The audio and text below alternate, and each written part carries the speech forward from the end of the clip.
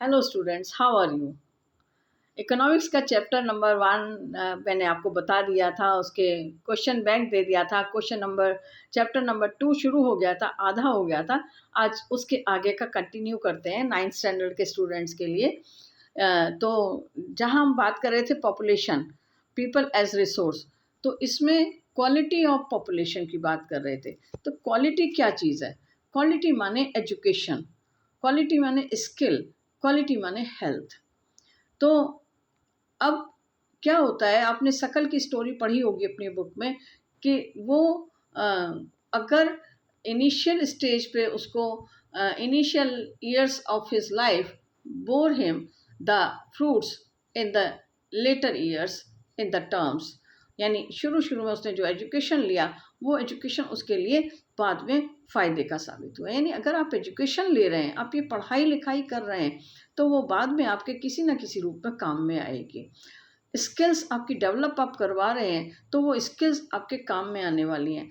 तो पेरेंट्स भी ध्यान देते हैं और पेरेंट्स बच्चों की स्किल बढ़ाने के लिए कोई ना कोई वोकेशनल कोर्स करवाते रहते हैं। अब तो बोर्ड ने भी वोकेशनल कोर्स कंपलसरी कर दिया है सारे स्कूल्स में, सीबीएसई बोर्ड में, यूपी बोर्ड में, किसी भी बोर्ड में वो कंपलसरी कर दिया गया है और वोकेशनल कोर्स करवाया जाता है जिसमें कि आप SUPW पढ़ते हो। और ये SUPW एक शॉर्ट में आपने इसको पढ़ा कि social utility productive work. Exactly इसमें खाली वो क्राफ्ट वर्क ही नहीं आता है, इसमें आपकी बहुत सारी चीज़ें आती हैं कि किस तरह से आप, अगर आपने 10th तक ही पढ़ाई की है तो भी आप इसकी हेल्प से आप अपना कोई स्वरोजगार शुरू कर सकते हैं और आगे बढ़ सकते हैं, पैसा कमा सकते हैं लाखों के गिनती में। जैसे इसमें आपको इलेक्ट्रिसिटी बोर्ड बनाना सिखाए जाते हैं, इलेक्ट्रिसिटी के सर्किट सिखाए जाते हैं, यानी इलेक्ट्रॉनिक्स का भी काम सिखाया जाता है, कारपेंटर का काम भी सिखाया जाता है कि किस तरीके से आप छोटे छोटे स्टूल, टेबल और इस तरह की चीज़ें जो स्टडी बोर्ड्स हैं वो बना सकते हैं, छोटी स्टडी टेबल बना सकते हैं, लैपटॉप टेबल बना सकते हैं, वो चीज़ें सिखाई जाती हैं। इसके बाद में आपको आर्ट एंड में ड्राइंग एंड पेंटिंग सिखाई जाती है। फिर आपको नए डेकोरेटिव आइटम्स बनाने सिखाए जाते हैं, छोटे छोटे बैग्स बनाने सिखाए जाते हैं, यानी जो चीज़ भी हमारे डेली यूज़ की हैं, जो हम घर में यूज़ करते हैं, उनको आर्टिस्टिक वे में करके सिखाया जाता है बनाने के लिए। मुझे नहीं मालूम आप अपने स्कूल में क्या क्या सीख रहे हैं, लेकिन ये सब चीज़ें अगर आप पुराने बच्चों से पूछेंगे, इवन ट्रैफिक कंट्रोलिंग भी इसी के टॉपिक में आता है। तो कि जो आप अगर कर सकते हो उसको काम को, तो एटलीस्ट अपने कॉलोनी में, अपने आसपास के एरिया में उस चीज़ को आप कंट्रीब्यूट कर सकते हो अपना काम करके। पुराने कपड़ों से नए कपड़े बनाना, आजकल अभी कल मैंने एक व्यक्ति से मैं बात कर रही थी तो उन्होंने मुझे बताया कि किस तरीके से एक बच्चा है वो पुरानी साड़ियों से नए डिज़ाइनर कपड़े तैयार कर रहा है। वो लड़की तैयार कर रही है और उसका देश विदेश में उसकी डिमांड है और वो लाखों रुपए पर मंथ कमा रही है। तो ये चीज़ें जो हैं, ये स्किल्स हैं, ये हम डेवलप कर सकते हैं। अब अगर एजुकेशन और स्किल हमें डेवलप करनी है तो बहुत बड़ी चीज़ है, कौन डेवलप करेगा? मैं। और मैं के मतलब हुआ मेरी बॉडी, मेरा दिमाग। तो कैसे होगा? जब अगर मैं बीमार हूँ तो मैं कुछ कर ही नहीं सकती हूँ, मेरे तो पढ़ाई में मन ही नहीं लगेगा, कुछ काम करने में, आर्ट एंड क्राफ्ट में मेरा मन नहीं लगेगा, कोई भी काम करने जाऊँगी तो उसमें मेरा मन ही नहीं लगेगा। तो उसके लिए मेरे को हेल्दी होना ज़रूरी है। तो फैमिली में भी पेरेंट्स बहुत ध्यान रख रहे हैं और साथ के साथ गवर्नमेंट इस बात में स्टेप ले रही है कि किस तरीके से एजुकेशन को बढ़ाया दिया जाए, स्किल्स को बढ़ाया जाए और हेल्थ को। तो हेल्थ डेवलपमेंट प्रोग्राम, एजुकेशन के लिए नए नए प्रोविजंस किए जा रहे हैं और ये सारी चीज़ें वोकेशनल कोर्सेज़ के थ्रू पढ़ाया जा रहा है बच्चों को। नवोदय विद्यालय बनाए गए हैं जिनमें कि स्पोर्ट्स और बहुत सारी एक्टिविटीज़ को भी साथ में ऐड किया जा रहा है। इसके बाद में एक पॉइंट आता है आपका कि लिटरेसी रेट। अगर हम बात करें तो हमारे यहाँ लिटरेसी रेट क्या है? तो ये लिटरेसी रेट को अगर हम बात करते हैं तो साथ में आता है कि number of colleges, number of universities, students और teachers in the universities and colleges. ये एक आपको एक चार्ट दिया गया है। सोर्स जो है इसका वो यूजीसी एनुअल रिपोर्ट का सोर्स है और ये रिपोर्ट जो तैयार की गई है 2010 और 12, 13, 14 का रिकॉर्ड दिया गया है आपको।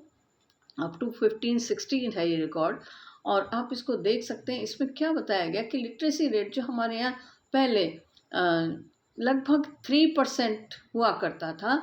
The literacy rates now it is increased up to 18% in 1951, 74%, and then literacy is now we are targeting up to 100% because in different places just like Kerala it has achieved 100% literacy rate.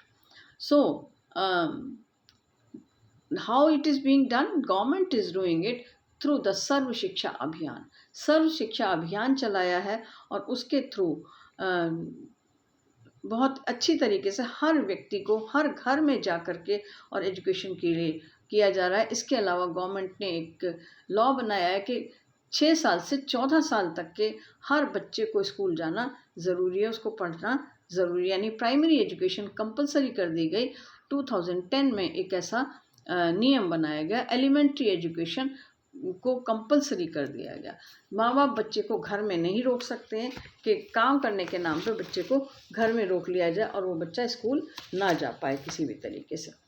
तो ये चीज़ें government अपनी तरफ से, central government इस तरफ ध्यान दे रही है और हमें भी आगे बढ़ करके और काम करना चाहिए. इसमें जितना भी हम कर सकते हैं. स्टूडेंट्स को प्रोजेक्ट वर्क दिया जाता है कि आप जाइए एटलीस्ट 2 लोगों को कि नहीं 2 लोगों को अपने आसपास में जो इलिटरेट हैं उनको एजुकेट करके आइए और उसकी रिपोर्ट तैयार करिए.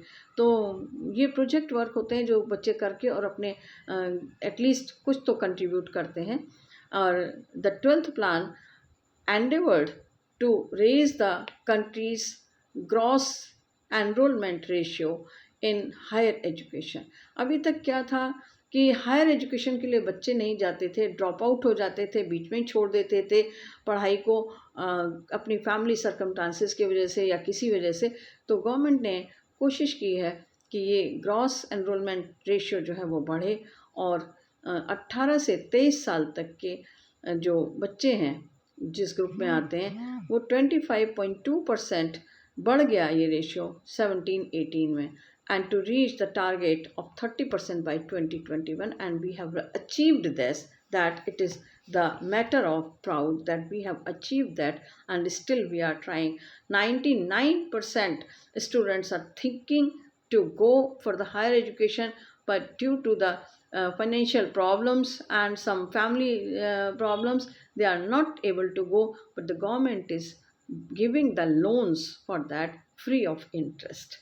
So if you are going for higher education, you can get the loans also, and in that you don't need to pay the interest, and loan will not be recovered from you until you are becoming the earning member. And health, if we are watching that maximize profit, अगर आप maximum profit लेना चाहते हैं अपने काम से तो आपको हेल्दी होना भी मस्ट है और इसके लिए एनफोर्स किया जा रहा है. और these measures which have been adopted that is increasing the life expectancy also. Mother care की जा रही है. मदर्स को शुरू से ही ध्यान दिया जाता है. आंगनवाड़ी कार्यकर्ती जो हैं वो गांव-गांव में घर-घर में जा कर के दवाइयाँ देते हैं और एक-एक लेडी का, मदर का केयर किया जाता है और जिससे कि जो हेल्दी बेबी की बॉर्न हो और उसकी देखभाल की जाती है. Crude birth rate have dropped to 20.8 and death rates to 6.5 within the same duration. Which same duration? 1951 to 37. And in 2015 it has more dropped. यानी अब जो at the time of birth जो डेथ रेट थी वो कम हो गई है. Now next point we will take unemployment. Here 2 categories are there. One is employment and then the other is unemployment. जो unemployment है means कि आप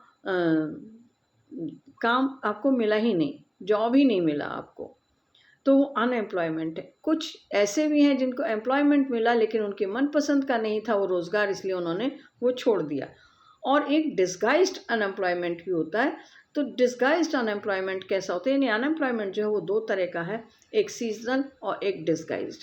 सीजनल अनएम्प्लॉयमेंट कौन सा है, जो सीज़न में, जैसे जिस समय फसल हो रही है, फसल का टाइम है, जुताई हो रही है, विनोइंग हो रही है, जो भी खेती बाड़ी के काम है वो हो रहे हैं, या अगर सी कोस्ट पे आप जाएं तो जब मानसून का सीज़न है तो वो लीन पीरियड आ जाता है जिस समय कोई काम नहीं होता है समुद्र पे या खेती बाड़ी में, तो वो समय मजदूर जो है, लेबर जो है वो खाली बैठता है। उस टाइम पे वो जो पीरियड पे, जिस टाइम ड्यूरेशन के लिए वो व्यक्ति बिना एम्प्लॉयमेंट के है, तो उसको हम कहते हैं सीजनल अनएम्प्लॉयमेंट। उसके बाद में डिस्गाइज्ड अनएम्प्लॉयमेंट, माने कि एक काम है जहाँ पर एक ही व्यक्ति से काम चल सकता है, लेकिन क्योंकि परिवार के में 6 सदस्य हैं, यानी मान लीजिए कोई शॉप है, किसी व्यक्ति ने अपनी शॉप खोली और उस शॉप पे परचूनी की शॉप है, जनरल मर्चेंट की शॉप है, या क्लॉथ की रेडीमेड गारमेंट्स की शॉप है। अब वहाँ एक ही व्यक्ति की ज़रूरत है, लेकिन क्योंकि परिवार में 5-6 लोग हैं तो वो 5-6 के 5-6 उसी में लगे हुए हैं, तो उसमें उनकी इनकम में तो कोई बढ़ोतरी हो नहीं रही है, इनकम तो उतनी की उतनी है। अगर फार्मलैंड है और फार्मलैंड में 3 लोगों की ज़रूरत है, लेकिन क्योंकि घर में 11 लोग हैं तो 11 के 11 उसी में लगे हुए हैं, तो इनकम में तो बढ़ोतरी हो नहीं रही, इनकम तो उतनी की उतनी है, पर दिख रहा है कि वो एम्प्लॉयड है। तो इस तरह के एम्प्लॉयमेंट को जबकि दिखाई तो देता है, it appears that they are employed but exactly they are not employed, so this is called as the disguised employment. Understood? So these problems are faced by our country and we have to overcome by generating our own employment. अगर हम अपना employment generate करना लग जाएं, स्वरोज़गार शुरू कर दें, तो फिर ये एम्प्लॉयमेंट वाली प्रॉब्लम, नौकरी की तरफ दौड़ने वाली प्रॉब्लम ख़त्म हो जाएगी। आप खुद का अपना काम करेंगे और इनकम जनरेट करेंगे। Thank you. फिर मिलेंगे अब इस चैप्टर के क्वेश्चन बैंक के साथ।